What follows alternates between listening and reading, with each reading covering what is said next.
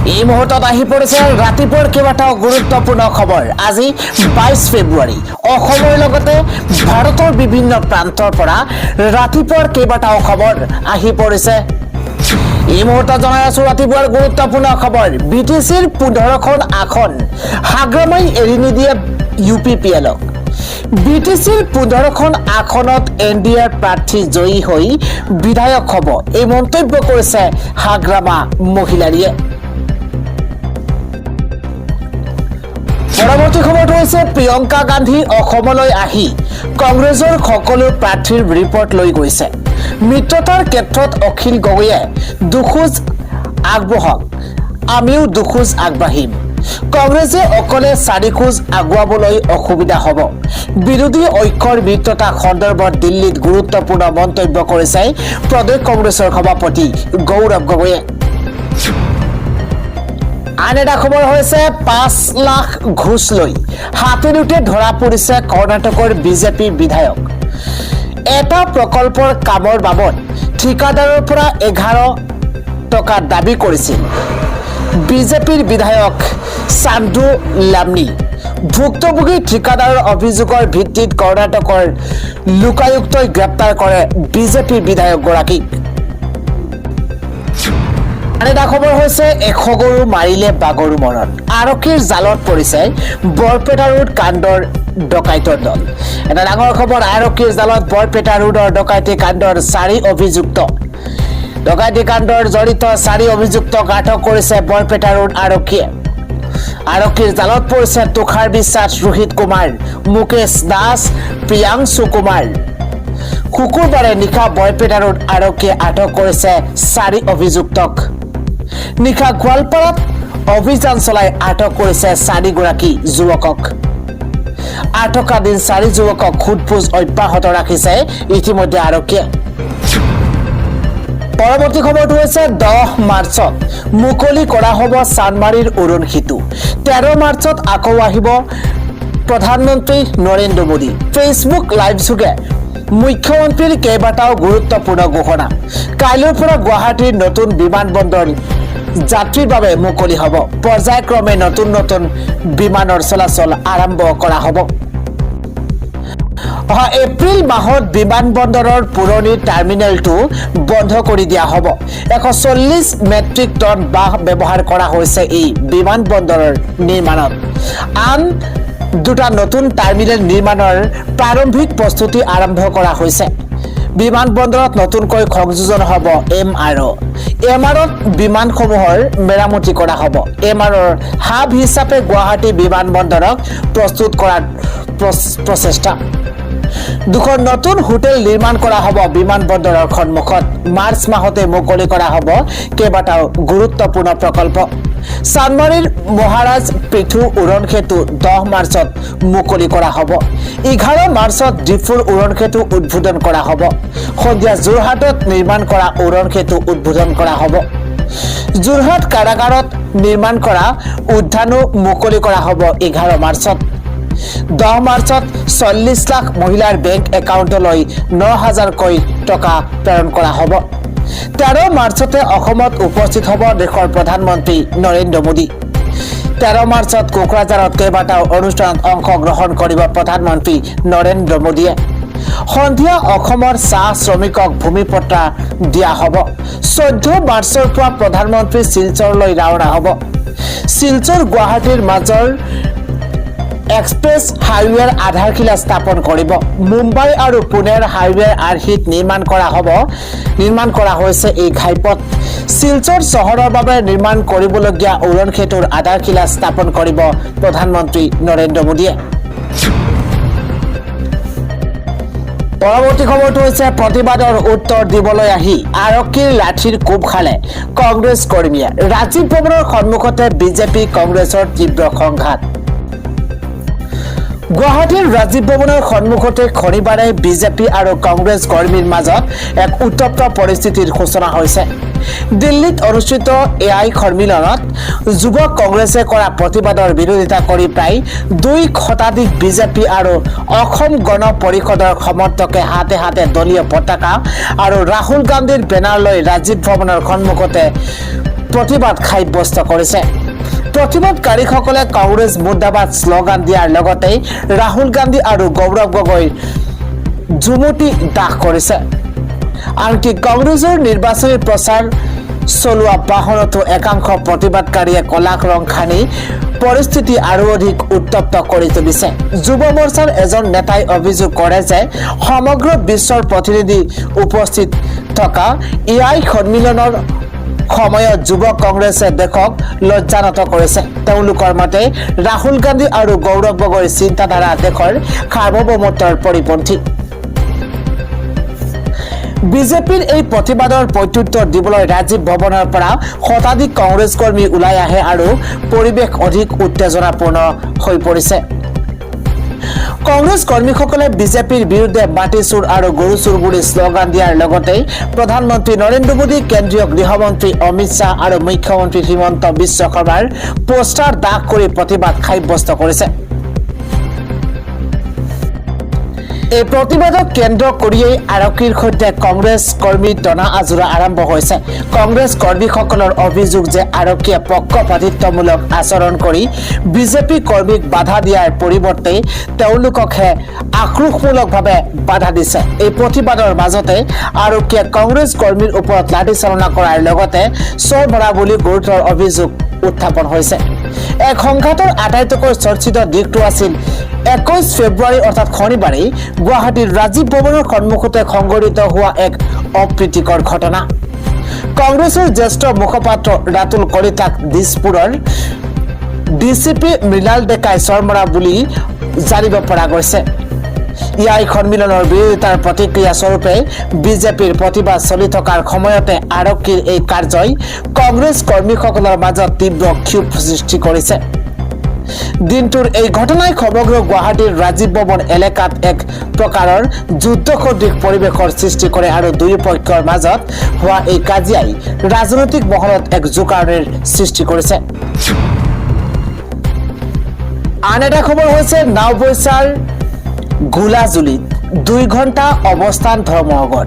অৰুণাচল সীমান্তৰ ৰঙাডি ৰিজাৰ্ভ গাঁৱৰ খিলঞ্জীয়াৰ ভূমিপট্টা প্ৰদানৰ দাবীত বিজেপি চৰকাৰৰ বিৰুদ্ধে তীব্ৰ প্ৰতিবাদ।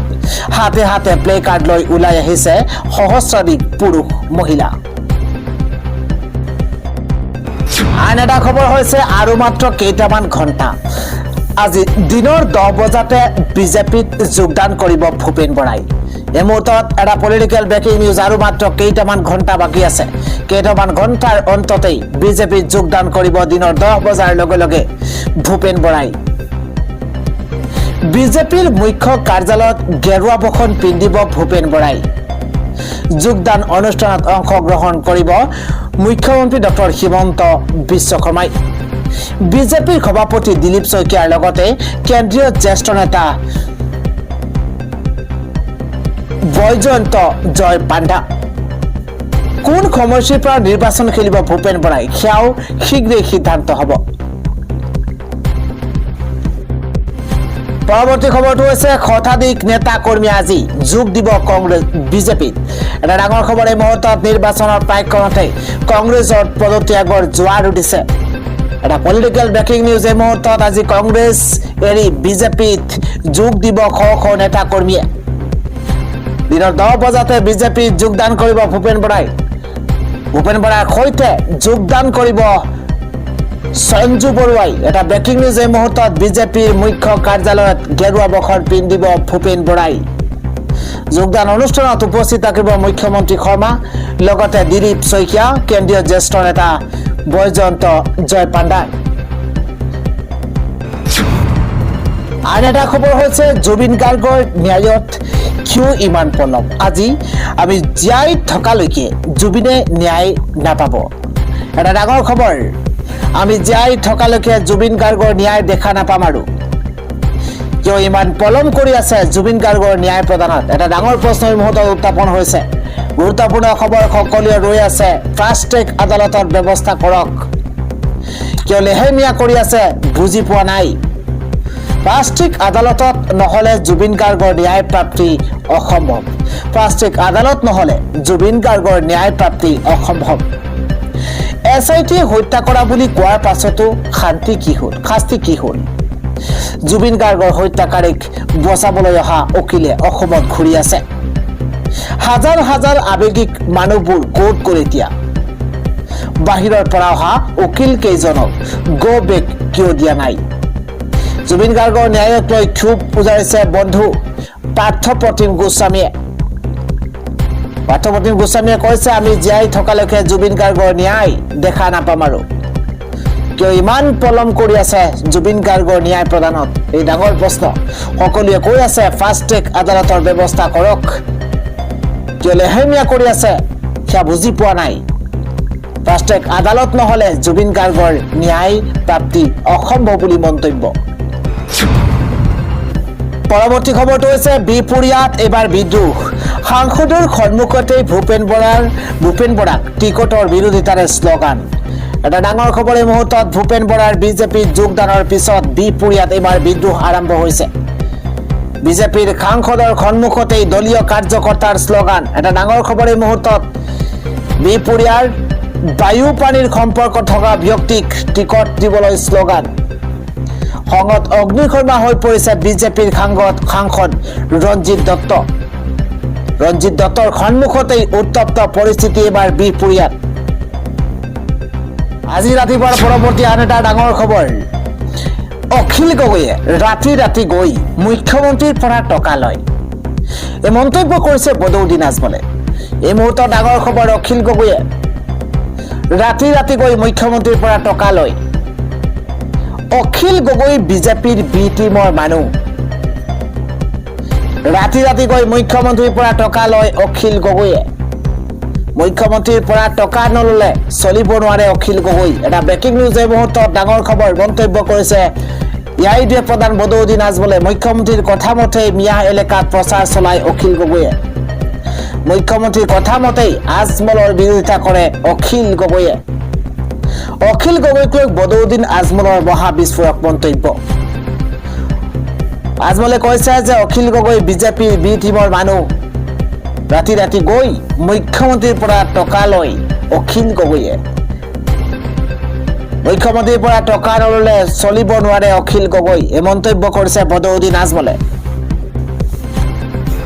পৰৱৰ্তী ডাঙৰ খবৰ এবাৰ জনজাতিকৰণৰ দাবীৰে আকৌ কঁপিব অসম 50,000ৰো অধিক মটক ৰাইজে কঁপাব উজনি এই মুহূৰ্তত ডাঙৰ খবৰ জনোৱাৰ চেষ্টা কৰিছো পুনৰ জনজাতিকৰণৰ দাবীত কঁপিব সমগ্ৰ ৰাজ্য 2026ৰ নিৰ্বাচনৰ পূৰ্বে জনজাতিকৰণ নাপালে পৰিস্থিতি ভয়ংকৰ হ'ব অসম বন্ধৰ দৰে কঠোৰ সিদ্ধান্ত ল'বলৈ বাধ্য হ'ব মটক ছাত্ৰ সন্থা 6 জনগোষ্ঠীৰ জনজাতিকৰণৰ প্ৰতিবেদন কেন্দ্ৰলৈ প্ৰেৰণ কৰিছেনে অতি শীঘ্ৰেই স্পষ্টীকৰণ দিয়াৰ আহ্বান জনাইছে মটক ছাত্ৰ সন্থাই প্ৰথম পৰ্যায়ত জিলাই অৱস্থান ধৰ্মঘট দ্বিতীয় পৰ্যায়ত জিলাসমূহৰ আয়ুক্ত কাৰ্যালয়ত ধৰ্ণা কাৰ্যসূচী তৃতীয় পৰ্যায়ত দিছপুৰ চলো কাৰ্যসূচীৰ ঘোষণা অৰ্থনৈতিক অৱৰোধ কাৰ্যসূচীৰ ঘোষণা মটক ছাত্ৰ সন্থাৰ চৰকাৰৰ বিৰুদ্ধে গৰ্জন সদৌ অসম মটক ছাত্ৰ সন্থাৰ ৰাজনৈতিক প্ৰেক্ষাপটৰ আন এটা ব্ৰেকিং নিউজ এবাৰ বিৰোধীৰ মিত্ৰতা খণ্ডত দিল্লীত প্ৰিয়ংকাৰ সৈতে গৌৰৱৰ বৈঠক এটা ব্ৰেকিং নিউজ এই মুহূৰ্তত অসমত বিৰোধী ঐক্য সন্দৰ্ভত আলোচনা বৈঠকত মিত্ৰতা গঢ়িবলৈ সিদ্ধান্ত কংগ্ৰেছ হাইকমাণ্ডৰ এটা ব্ৰেকিং নিউজ এই মুহূৰ্তত জনোৱাৰ চেষ্টা কৰিছো কংগ্ৰেছেও দিব 2টা খোজ আন দলেও দিব লাগিব 2টা খোজ বিৰোধী একগোট হলে ৰাজ্যসভাত প্ৰাৰ্থী দিব পাৰে কংগ্ৰেছে বিৰোধীৰ মিত্ৰতা প্ৰকট হৈ পৰিছে আন এটা খবৰ হৈছে অন্ধকাৰৰ গহ্বৰলৈ ঠেলি নিছে জুবিনক বিদ্যুৎ বিচ্ছিন্ন জুবিন ক্ষেত্ৰক লৈ ক্ষোভ উজাৰিছে গৰিমা শইকীয়া গাৰ্গে এই মুহূৰ্তত ডাঙৰ খবৰ বিদ্যুৎ বিচ্ছিন্ন হল সোণাপুৰৰ জুবিন ক্ষেত্ৰত বিদ্যুৎ বিচ্ছিন্ন হোৱাত ক্ষোভ উজাৰিছে গৰিমা শইকীয়া গাৰ্গে কি ইমান অপকাৰ কৰিছে জুবিন গাৰ্গ নামৰ নিষ্পাপ মানুহজনে এই ডাঙৰ প্ৰশ্ন উত্থাপন কৰিছে গৰিমা শইকীয়া গাৰ্গে তেওঁক যে এনেদৰে অন্ধকাৰৰ গহ্বৰলৈ ঠেলি নি আছে। সামাজিক মাধ্যমৰ জৰিয়তে ক্ষোভ উজাৰিছে গৰিমা শইকীয়া গাৰ্গে। বিদ্যুৎ বিচ্ছিন্ন হল সোণাপুৰৰ জুবিন ক্ষেত্ৰত আৰু তাৰ পাছতে প্ৰতিক্ৰিয়া প্ৰকাশ কৰিছে গৰিমা শইকীয়া গাৰ্গে।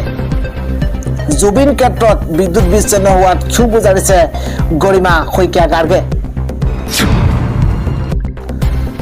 আজিৰ ৰাতিপুৱাৰ পৰৱৰ্তী ডাঙৰ খবৰ, গৌৰৱ গগৈলৈ লিখা চিঠিৰ উত্তৰ নাপালে অখিল গগৈয়ে। বৈঠকৰ অন্তত দলটোৰ সভাপতি অখিল গগৈয়ে সংবাদ মাধ্যমৰ আগত মিত্ৰতা সন্দৰ্ভত কেইবাটাও গুৰুত্বপূৰ্ণ মন্তব্য কৰিছে। ৰাইজৰ দলৰ জৰুৰী কাৰ্যনিৰ্বাহক বৈঠক সমাপ্ত।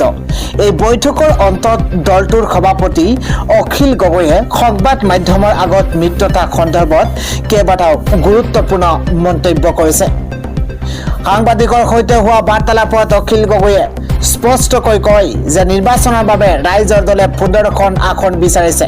এই 15খন আসন দলটোৰ পচন্দৰ হ'ব লাগিব। যদি সকলো আসন পচন্দমতে নাপায় তেন্তে কমেও 12খন আসন পচন্দমতে এৰি দিব লাগিব বুলি তেওঁ মন্তব্য কৰিছে। কংগ্ৰেছৰ সৈতে বুজাবুজি নহলে চূড়ান্ত সিদ্ধান্ত ল'ব বুলিও অখিল গগৈয়ে জানিবলৈ দিছে। অখিল গগৈয়ে লগতে কয় যে কংগ্ৰেছ ডাঙৰ দল বাবেই আমি 100খন আসন এৰি দি 15খন আসনতে ৰৈছো। এতিয়া আশা কৰোঁ কংগ্ৰেছে সন্মান সহকাৰে 15খন আসন এৰি দিব। 2-3 দিনৰ ভিতৰত আসন বুজাবুজি সম্পন্ন কৰিবলৈ তেওঁ আহ্বান জনাইছে। লগতে কংগ্ৰেছ নেতা জিতেন্দ্ৰ সিং আৰু গৌৰৱ গগৈলৈ চিঠিৰ উত্তৰ এতিয়ালৈকে পোৱা নাই বুলিও উল্লেখ কৰিছে অখিল গগৈয়ে। উল্লেখযোগ্য যে আগন্তুক নিৰ্বাচনক কেন্দ্ৰ কৰি বিৰোধী শিবিৰত আসনৰ ভাগ বটোৱাৰা সন্দৰ্ভত তৎপৰতা আৰু সংঘাত বৃদ্ধি পোৱা দেখিবলৈ পোৱা গৈছে।